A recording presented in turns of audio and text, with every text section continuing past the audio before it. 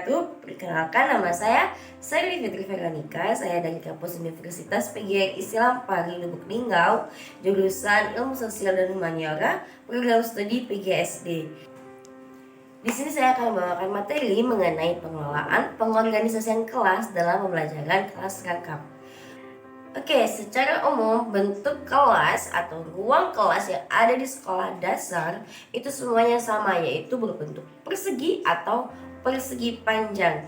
Nah, di sini dalam pembelajaran kelas rangkap, guru harus mampu mengelola ruang kelas dengan maksimal guna untuk keberlangsungan pembelajaran kelas rangkap yang lebih baik. Nah, di sini ada beberapa tahapan penataan ruang kelas, ada 7 tahapan yang harus guru perhatikan dalam memanfaatkan ruang kelas agar menjadi ruang kelas yang maksimal dalam pembelajaran kelas rangkap. Nah, yang pertama yang dapat guru lakukan adalah dengan memanfaatkan dinding kelas yang panjang dan lebar itu sebagai tempat untuk menempel hasil karya tulis atau karya tangan dari siswa-siswa yang ada di dalam kelas tersebut. Jadi suasana kelas menjadi lebih menarik. Nah, hal yang harus diperhatikan selanjutnya adalah bagaimana penataan ruang kelas di dalam kelas tersebut dapat memberikan ruang untuk bergerak secara bebas walaupun di situ terjadi pembelajaran kelas rangkap atau dengan siswa yang jumlahnya cukup banyak. Selanjutnya, itu pencahayaan dalam ruang kelas juga harus diperhatikan. Bagaimana agar siswa belajar dengan nyaman dengan pencahayaan yang tersedia. Selanjutnya, kita harus memperhatikan ventilasi. Kenapa harus memperhatikan ventilasi? Karena gunanya ventilasi agar siswa tidak kepanasan saat melakukan proses pembelajaran.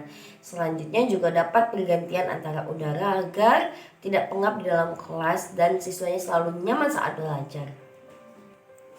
Selanjutnya yang harus diperhatikan yaitu penggunaan papan tulis. Nah, dalam pembelajaran kelas rangkap bisa menggunakan 2 papan tulis. Yang pertama, papan tulis yang bisa stay di tempat, dan yang satunya lagi digunakan untuk ketika bisa dibawa-bawa ke kelompok ketika kita menggunakan papan tulis agar siswanya lebih jelas saat dijelaskan.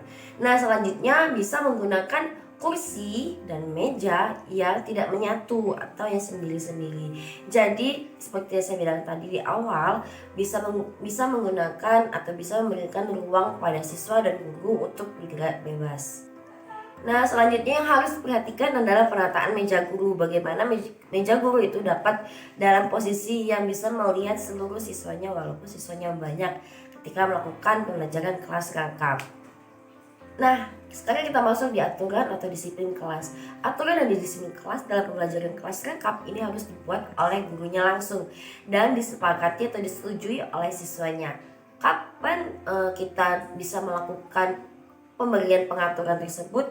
Hal tersebut dapat dilakukan ketika kita melakukan pembelajaran di awal. Jadi saat awal pembelajaran kita membuat kesepakatan kepada siswa untuk melakukan pengaturan-pengaturan yang saat kita gunakan dalam proses pembelajaran. Oke, mungkin itu tadi video dari saya mengenai pembelajaran kelas rangkap dalam pengelolaan ruang kelas dan disiplin kelas kapan dapat dilakukan. Oke, demikian dari saya. Apabila ada salah kata, salah ucap, saya mohon maaf. Semoga bermanfaat. Pada Allah saya mohon ampun. Saya akhiri. Wassalamualaikum warahmatullahi wabarakatuh. Sampai jumpa.